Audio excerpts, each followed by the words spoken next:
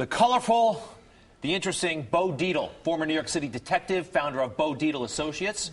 Beau, welcome back. Nice to see you. Always a pleasure. Friday mornings is like the beginning of the week for me. Beau, let's talk about what happened on this couch last week. You said some things about, well, the police chief of Bloomington, Indiana. I think we have it on tape, do we? Let's roll it. I thought I was talking to Gomer Pyle out there. The thing is, I met with the chief. They're not so good, huh? I met with the chief, and all I can say is thank God for New York City detectives. And I got detectives out Beau, there. now this is, you're doing a good thing here. You're trying to find Lauren Spierer, the 20-year-old girl from Westchester County. She's missing. She hasn't been seen in months. You've been working with law enforcement out there, but you said that and people noticed. Well, first I have to say, I really am not going to comment about this case.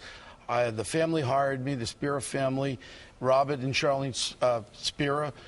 They lost their young girls missing and possibly was abducted. Whatever it is, it's a very high Jewish holiday. It's their holidays. My prayers are with the family, and I do not want to comment about anything I said. I promised the family I will not. With all respect to you, the family is the most important thing here. Of course they are. And finding Lauren, that's all I care about. But you apologized to the chief, right? I had apologized on several occasions, but I really don't want to talk about it. It's not a big deal, because there's rivalry between law enforcement. It happens all the time. So, all right, and they've accepted your apology, and everyone's going to move on. I hope so, and my heart is with the Spierer family, with Charlie and Robert. Just imagine your child going to college and disappearing like this. Take your kids at home, hug your children, because you know what? In 1 second, your child is gone. So that's what we all have to think about. Beau, my heart is with them. How is that investigation going? What do we know about? I cannot comment on anything. I promised the family. I'm being paid by the family, and I'm commenting respect. Okay, fair enough. You can't let us know even how the investigation is going. Any leads? Okay. Yeah. Beau, okay. Thank you. We respect that. Did you take the essay? I know you didn't go to college. Did you take it easy, okay? Sorry, I don't mean to beat up on you. You have to blast it out there? I call for some high rates here, and when you do that, they'll say, well, what is education? I have a doctorate in the streets, Greg. Which is important. Yes, sir. Did you hear about these kids who cheated on the SAT, allegedly? Yes. You know what comes out? My son, Beau, little Beau, he just turned 17 years old. He's on his way to Boston College right now to look at Boston College up in Massachusetts. He's flying up there as we speak right now. This is a young man who had this ADD, BDC, and all these things they classify. And then my son was able to take, and I got him a tutor and all that. He was studying every day of the week. He would take a ACT test on Sundays. He didn't play with his friends. He went out. He studied so hard. So this kind of gets me upset when someone cheats. I think there should be some kind of a law. Let the children know if you get caught cheating, you're not going to be allowed to go to the colleges, and the colleges can make you null and void for at least 2 years. You'll have to wait. This has to be out there, because the kids that are working so hard, not going out, hanging out with their friends and studying and getting their marks up high, this is wrong. All right, Beau. Beau Dietl is against cheating. Who isn't? Let's see. What else is going on? What are you doing this weekend? What's new? What's on your mind? Well, I was with Guy Fieri yesterday, the guy that does diners, dives, and all that. Guy Fieri, the chef, and he's hitting all the restaurants. And he found restaurants like this place, John's, on 12th Street. I never knew existed. It's been around 100 years. I said, this guy comes from California, shows me a restaurant in New York. I couldn't believe it. But, you know, going back to, like, the criminal things, we have this case going on with this police officer who was shot by his wife. In Queens? Yes. And, you know, I've been following the trial pretty much. I believe he was shot 9 times, something like that. Right. She claims that she was being abused. I think Sheehan is the name. That she was abused, and that children are actually supporting her. You know, Greg, any listeners out there, they have to understand, the New York City Police Department, every police department in this country, if you make a report of a domestic violence, they will arrest on your say-so. You don't have to have black eyes and all that.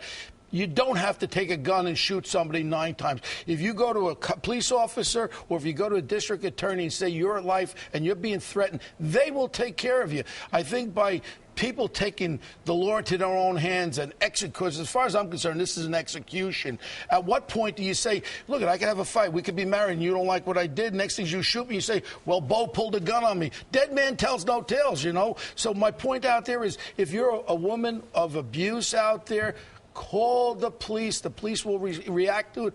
The district attorney will react to it. Hey, Beau, before we let you go, these Wall Street protesters, they've been down there for a couple weeks now. Police pepper sprayed them. Oh, the pepper spray, yeah. What do you make of all this? I'm a little upset about the one thing about that sergeant's home address and his children's names being released. Now, if you remember, they mentioned about Anonymous. They were going to utilize Anonymous to breach computers and all that. And all I have to say is that, what's going on there, this is America. You have a right to peacefully demonstrate. If that's private property, you don't have a right to be there. Well, it gets complicated. It's not a park. It's not city property. It is private property. And what if you owned it, Greg, and you don't want these people there? It's more complicated. Apparently, if you're not obstructing traffic, and they're not obstructing traffic, they can't be arrested. You can't move in there and arrest them. But what about the pepper spray? There's been outrage from the pepper spray. The police sergeant used it on a number of individuals. I mean, Beau, but back Columbia University, the riots, 1968, wasn't pepper spray. They were beating people up with clubs. Greg, I would go back into the early 70s. They gave me the first canister of mace. I'll never forget it. I was undercover. I was in plain clothes. I was decoying, and I kept it in my pocket. It started to leak. I got a hole in my leg from the thing. I've been sprayed by other cops with mace. Is a real bad one. Your eyes burn like crazy. It's not a comfortable feeling. Should it be used? Look, rather than someone taking a nightstick or salt and beating a guy up, you wash it out of your eyes. It's not deadly physical force. If these people all of a sudden injured one of those cops, and the first thing that comes to the mind is that, hey, the police officers are there to keep everybody calm and keep civil obedience there. And if they start getting nuts, I mean, you have different things to do.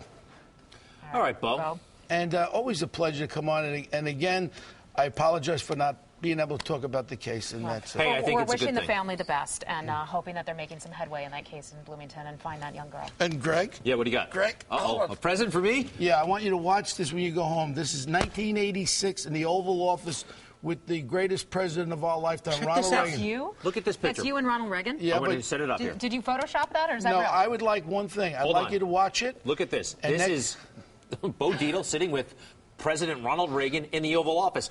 How did this moment happen? Next week, I would like you to comment on that, and I think that you will give me a little bit of an apology for all the times that you knock at Tate and Beau. Knock at Tate and Beau. Beau, I don't knock at Tate you enough. Beau, it's all in good fun. Thank you so much. Thank you, Great to Greg. see you, and this is really Oh, impressive. thanks a lot. Thank you. Great to see you, too.